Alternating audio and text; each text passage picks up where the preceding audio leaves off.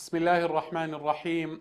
الحمد لله رب العالمين، والصلاة والسلام على سيد المرسلين محمد وعلى آله وأصحابه الطيبين الطاهرين وعلى من تبعهم بإحسان إلى يوم الدين.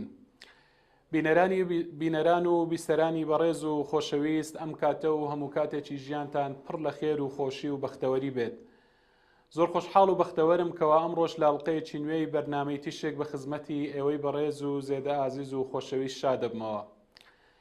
خۆشەویستان، وەک لاڵقەکانی ڕابردوو، چەند بیرۆکەیەکی کردداری، چەند ئەزمونێک بۆ ئێوەی بەڕێز و خۆشەویستمان باس کرد. باسمان لەوە کرد چۆن بتوانین منداڵەکانمان وا لێ بکەین، کوڕەکانمان کچەکانمان نمونەی بن. زۆرمان باس لە گرنگی نمونەی بوون کرد لە ژیاندا کە بۆ هەمومان گرنگە کەسانی نمونەی بین، چونکە ئومەتی پێغەمبەر عەلەیهی سەڵات وەسسەلام ئومەتێکی نمونەییە. وەجەعەلناکم ئومەتەن وەسەطا، بەڵێ ئەو ئومەتە وەسەطا، ئەو ئومەتە مامناوەندەی ئێمە ئومەتێکی نمونەیین. پێغەمبەرمان عەلەیهی سەڵات وەسسەلام قودوە و پێشەنگمانە کە ئێمە دەبێت چاوی لێ بکەین نمونە بووە لە هەموو کردار و ڕەفتار و ڕەوشتەکانیدا. بۆیە خۆشەویستان، وەک وتم لاڵقەی ڕابردوو چەند بیرۆکەیەک و چەند ئەزمونێکی کرداریمان باس کرد بۆ ئەوەی بەم بیرۆکانە و بەم ئەزمونە کرداریانە کە بە کردار سەلمێنراون بتوانین ئێمەش ئەو بیرۆکانە جێبەجێ بکەین و بتوانین منداڵەکانمان وا لێ بکەین کە نمونە بن لە ژیانیاندا. بیرۆکەیەکی تر لە بیرۆکەکان خۆشەویستان کە بیرۆکەی حەوتەمە ئەو ڕۆباسی دەکەین و چەند بیرۆکەیەکی تریش باز دەکەین ئینشاءڵڵا، بریتیە لە پەرتووخانەی ماڵەوە. پەرتووخانەی ماڵەوە خۆشەویستان گرنگجێکی تایبەتی هەیە بۆ جگەرگۆشەکانمان. کاریگەریەکی زۆری هەیە بۆ ئەوەی کە منداڵەکان نمونەیی بن، بۆ ئەوەی منداڵەکانمان حەز بە خوێندنەوە بکەن، بۆ ئەوەی حەز بە لێکۆڵینەوە و توێژینەوە و هەروەها بە دواگەڕانی زانستیدا بە دوای زانستدا بگەڕێن، ئاگایان لە زانست و زانیاری بێتن، ئاگایان لەو شتانە بێتن کە تەزویری زانستین. بەڵێ ئەمانە خۆشەویستان کاریگەری زۆری دەبێتن لەسەر ئەوەی کە ئەم پەرتووخانەیە کاریگەری زۆری دەبێت لەسەر ئەوەی کە ڕۆڵەکەت بەیانی نمونە دەربچێتن. خۆشەویستان، من گەلێک برادر، دۆست، گەلێک مامۆستا دەناسم کە پەرتووخانەی باوچیان کە کاتی خۆی لە ماڵەوە بووە کاریگەریەکی گەورەی هەبووە لەسەر خۆیان، واتە ئەو پەرتووخانەی باوچیان کاریگەری لەسەر ئەوان هەبووە کە ئەمڕۆ لە ڕووی زانستیەوە دەبینی کەسانی تایبەتمەندن، کەسانی پسپۆڕن، کەسانێکن نمونەن بەڕاستی. اینجا دەبینی ئەمانە، یعنی ئەم جۆرە کەسانە دەبینی بەڕاستی ئاگادارن لە هەموو سەرچاوەکان، یعنی ناوی پەرتووکەکان دەزان، ناوی سەرچاوەکان، واتە مەسادر و مەراجعاکان بە جوانی ئاگاداری هەموو لایەنەکانن، بەڵکو ئاگان لە نوێترین تەبعەکانیشە، کامە تەبعیان لە هەمویان باشترە، کامەیان زۆر بە جوانی تەحقیق کراوە. خۆشەویستان، من لێتان ناشارمەوە، من خۆم لە تەمەنی تاکو و تەمەنی 15 ساڵیش، یعنی ئەو پەرتووخانەی باوکم سوودێکی یەکجار زۆر گەورەم لێبینی، کەواتە یعنی دەکرێت بەڕاستی ئەو پەرتووخانەیەک لە ماڵەوە هەر یەکێک لە ئێمە بۆ منداڵەکانمان هەوڵ دەین پەرتووخانەیەکی بچووکیش بێ دروستی کەین و ئەمە ڕۆڵ و کاریگەری زۆر باشی دەبێتن لەسەر منداڵەکان و لەسەر خۆشەویستیان بۆ خوێندنەوە و بۆ نووسین و بۆ بەحس و بۆ توێژینەوە و لێکۆڵینەوەکان. ئەمە بیرۆکەیەکە هیوادارین بتوانین کە کاری پێ بکەین و بۆ ئەوەی جگەرگۆشەکانمان لە دوا ڕۆژدا نمونە بن. بیرۆکەیەکی تر خۆشەویستان کە بریتێ لە بیرۆکەی هەشتەم، ئەویش بریتێ لە پێشبڕچەی ماڵەوە. ئەوەی ڕابردوو باسمان کرد وەکو گوتم، یعنی مەکتەبە یاخود کتێبخانە و پەرتووخانەی ماڵەوە بوو، بەڵام ئەم جارە پێشبڕچەی ماڵەوەش بەڕاستی کاریگەری خۆی هەیە. ئەمەش بیرۆکەیەکە دەکرێت ئیشی پێ بکەین. ینی پێشبڕچەی ماڵەوە دەکرێت دایک باوک پێشبڕچەیەکی زانستی ڕێک بخەن لە نێوان منداڵەکانیاندا، ئەوەی بۆ نمونە بردیەوە لە پێشبڕچەیەکە دیاری پێ بدرێتن، ئەمەش کاریگەری خۆی دەبێتن بۆ ئەوی منداڵەکانمان نمونە بن، بۆ ئەوی بۆ نمونە کتێبێک بکەینە پێشبڕچێ لە نێوان منداڵەکان، چێ اینجا هەندێک پرسیاریان لێ بکەین چێ دەرچوو لەمە، چێ سەرکەوتوو بوو، چێ یەکەم بوو، دیاری بدەینێ. ئەمە وا دەکات خۆشەویستی خوێندنەوەیان لەلا دروست بێ، زانیاری و هەروەها گەشەی زانستیان لەلا گەشە بکاتن، ڕۆشنبیریان بەرەو زیادبوون بچێتن، کەواتە ئەم بیرۆکێش دەکرێت سوودی لێ ببینرێتن. شتێکی تر خۆشەویستان بریتە لە گۆڤاری خێزان. ئەم بیرۆکێش گۆڤاری خێزان چۆنە؟ یعنی دەکرێت هەر تاکێک لە تاکەکانی خێزان لە ماڵەوە هەڵبستێتن گۆڤارێک دروست بکات. یعنی بابەتەکان بە تایبەتی لە سەردەمی ئەمڕۆماندا زۆر ئاسانە، دەکرێت یعنی لەو سەردەمەی ئێمە کە ئەمڕۆ تێدان بەڕاستی هەر کەسێک لە ئێمە دەستگایەکی ڕاگەاندنی سربەخۆی هەیە، چێ هەیە فەیسبووکی نەبیتن، کەواتە دەکرێت هەر یەکێک لە تاکەکانی خێزان چەند بابەتێک هەڵبژێریتن، ئەم بابەتانە تەبەن سەرچاوەکەی دیاری بکە کە لەکوێ وەری گرتووە، اینجا مجلەیەک وەکو گوتم گۆڤارێک یاخود پەرتووکێکی لێ دروست بکاتن. ئەمەش ئەم ڕۆڵەیەمان هەست بە چ دەکاتن کاتێک شتێکی وا دەکاتن؟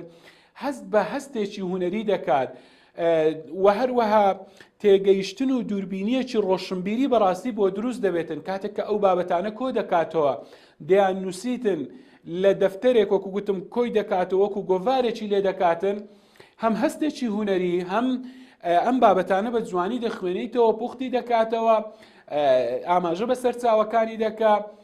ئەمە لە ڕووە زانستیەکەیەوە سوودی لێ دەبینی، لە ڕووە هونەریەکەیەوە سوودی لێ دەبینێتن، هەروەها دووربینیەکی ڕۆشنبیریشە بەڕاستی کە ئەم ڕۆڵەمان لە دوا ڕۆژدا وەکو گوتم تایبەتمەند بێ و هەروەها نمونە دەربچێتن. ئەمەش بیرۆکەیەک بوو لەو بیرۆکانەی کە دەکرێت ڕۆڵەکانمان بەم بیرۆکانە هەنگاو بنێن بەرەو نمونەی بوون و بەرەو ئایندەیەکی گەشت بە پشتیوانی خوای پەروەردیگار.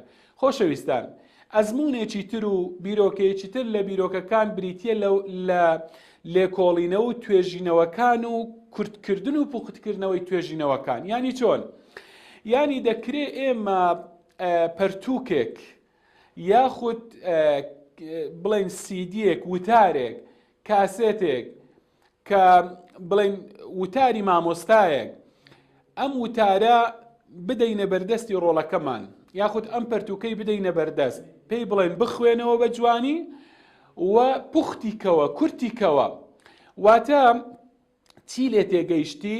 هەمومان بۆ نەقڵ مەکە، هەموو شتەکانی مەگوازەوە سەر وەرەقە بۆ بنووسین، بەڵکو گرنگترین شتەکانی پوختیکەوە، ئەوەی لەو سیدیەدایە یاخود ئەوەی لەو پەرتووکەدایە چ شتە گرنگەکانن بۆمان کورتکەوە، پوختیکەوە بۆمان بنووسەوە لە دەفتەرێکدا، واتە ئەوەی خوێنتەوە پوختەکەمان بۆ بنووسە.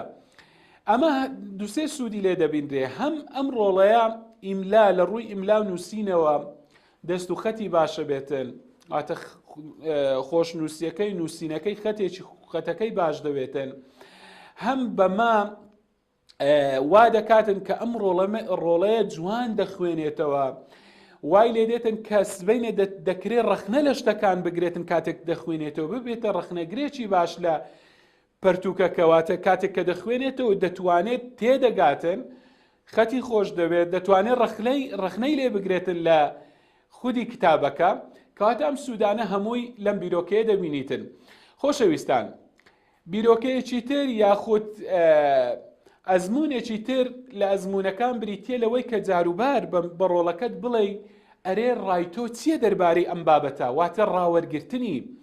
ئەمە شوای لێ دەکات هەست بە خۆی بکاتن کە ئەویش کەسێکە گرنگی و تایبەتمەندی خۆی هەیە، پرسی پێ دەکرێتن. کاتێک کە تۆ پرسی پێ دەکەی، یعنی شتە سادەکانی ماڵەوە زۆر شت هەیە، زۆر جار تەرکیزمان لەسەرەوە کردووە، پێی بڵێ ڕای تۆ چییە دەربارەی ئەم شتە؟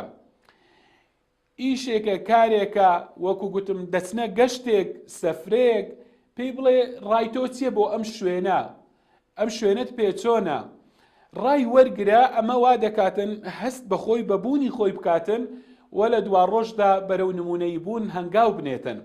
خۆشەویستان، بیرۆکەیەکی تر بریتێ لەوەی کە گفتوگۆیەکی جوان، وەکو عەرەب دەڵێ حوسن المەنطق، دایک و باوک لەگەڵ ڕۆڵەکانیان، گفتوگۆکردنێکی جوان، قسەی جوان لەگەڵ منداڵەکانیان کە جاروبار پێی بڵێتن ئەی ڕۆڵە شێرەکەم، کوڕە خۆشەویستەکەم، خوای گەورە پاداشت بداتەوە، یاخود پێی بڵێت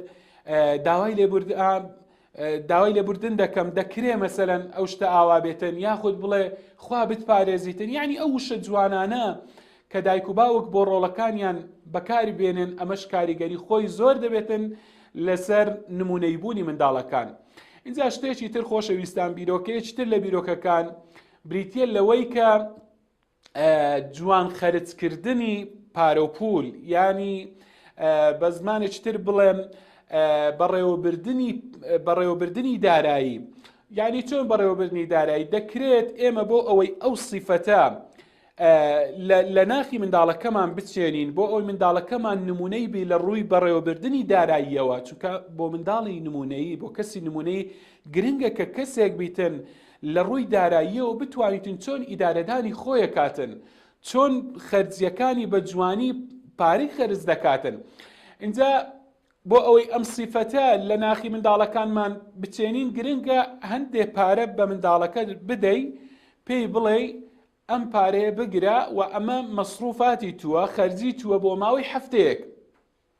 ئەمە طبعاً تۆ بەم شتە سادەیە کۆمەڵێک شتی فێر دەکەی. بۆ نمونە فێری دەکەی کە چۆن ئەو ئیدارەی پارە و سامانی خۆی بداتن، واتە چۆن بە جوانی خەرجی پارەکانی خۆی بکاتن. ئەمە یەک. دوو، فێری دەکەی کە ئەم منداڵە فێرە ئیقتصاد و ئابووری بیتن، یعنی لە کاتێکدا کە پارەی لەبەردەستا فێر دەبێتن کە چۆن ئیقتصادی تێدا بکاتن. شتێکی تری فێر دەکەی کە هەر شتێک ئەو حەزی لێ بوو، هەر شتێک دڵ و ئارەزووی چۆیە ناکرێ بیکڕیتن، واتە ئەو بەخۆی ناکرێتن، چونکە تۆ ئەو پارەت بۆ ماوەی هەفتەیەک پێدایە. گەر بێت و هەموو شتێک بکڕێتن ئەوەی حەزی چۆیە بەشی ناکاتن، کەواتە تۆ فێری هەموو ئەو شتانت کرد.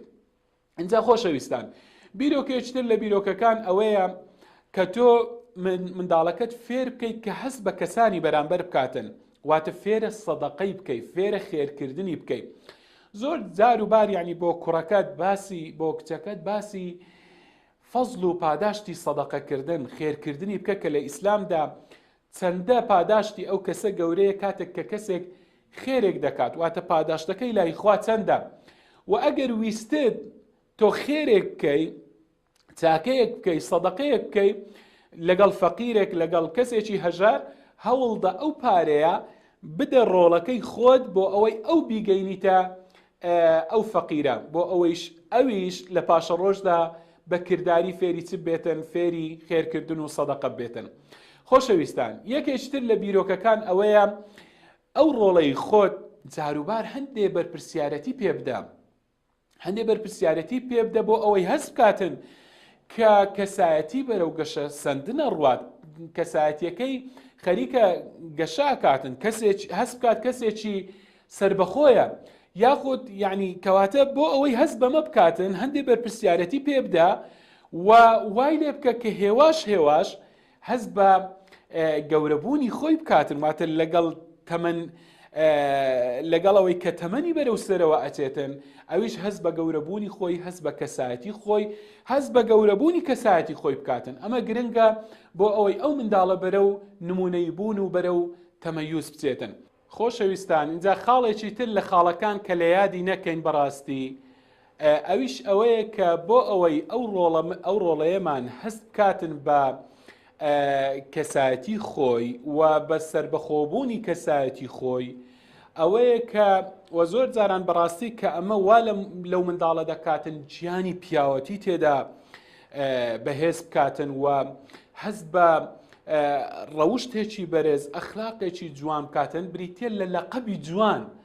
یعنی لەقەبی جوان زۆر جاران وەکو گوتم نازناوی جوان لە منداڵەکانمان بنین، ئەم نازنە ینی بە نازناوی جوان بانجی منداڵەکەت بکەی، بانجی ڕۆڵەکەت بکەی، ئەمە وا لێ دەکاتن ئەم منداڵە هەست بە کەسایەتی خۆی بکاتن، هەست بە بوونی خۆی بکاتن و بەرەو نمونەیی بڕواتن. یعنی زۆر جاران بانجی ڕۆڵەکە بکەی شێرەکەم ڕۆڵەکەم گوڵەکەم بانجی بکەی، ئەمە یاخود وەکو گوتم نازناوی جوانی لێ بنێ، ئەمانە کاریگەریان لەسەر کەسایەتی ئەو منداڵە بەجێ دەهێڵن بە بێشک و گومان.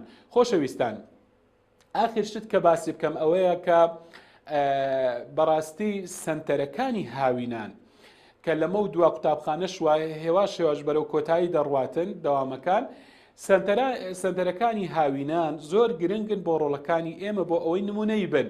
واتە بەرهێمهێنان خۆشەویستان لە کاتی فەراغدا، لە کاتی بەتاڵیدا، بەڵکو و پلاندانان و ئیستیغلالکردنی کاتی فەراغ پێش ئەوەی کە دروست ببێتن، پێش ئەوەی کە فەراغ بۆ منداڵەکانمان دروست بێ، ئێمە هەوڵ دەین پلانی بۆ دابنین. ئەمە بەڕاستی یەکێکە لە گرنگترین بەرپرسیارەتەکانی باوک دەبێ ئەمە پلان بۆ ئەوە دابنێت کە منداڵەکانی لە هاویناندا لە کات واتە دەست بەتاڵ نەبن، کاتیان فەراغ نەبێتن، واتە بە دەست بەتاڵی بەبێ، کاری بەبێ، ئیشی دانەنیشن. بۆیە ئەمە گەورەترین هۆکاری شەکەوە منداڵەکان بەڕاستی لە ئینحرافات و لە لادانەکان بپارێزێتن. کەواتە گرنگە خۆشەویستان هاوینان بەڕاستی ئەو سنتەرانەی کە هاوینان هەن، ئێمە ڕۆڵەکانی خۆمان ببینە سنتەرەکان بۆ ئەوەی کە ڕۆڵەکانمان نمونەی بن بەڕاستی لە پاشە ڕۆژیاندا. اینجا کۆمەڵێک کاروباری هاوینان هەیە، واتە ئەگەر سنتەر نەبێتن هەندێک کاروباری تر بە منداڵەکانت بسپێری بۆ ئەوەی کە منداڵت لە فەراغدا نەبێتن و بۆ ئەوەی منداڵێکی نمونەی بێتن و منداڵێکی سەرکەوتوو بێتن لە پاشە ڕۆژدا. خۆشەویستان، لێرەش ئەمڕۆ بەم شێوازە گەیشتینە کۆتایی ئەڵقەی ئەمڕۆمان. ناچارین ماڵ ئاوایتان لێ بکەین تا ئەڵقەیەکی تر و ڕۆژێکی تر لە ڕۆژەکانی ژیان بە خزمەتی ئەوەی بەڕێز و زێدە ئازیز و خۆشەویست شادەبینەوە. لای ئێوەمان خۆش، خواتان لەگەڵ، وەسەلام عەلەیکوم وەڕەحمەتوڵڵاهی وبەڕەکاتوه.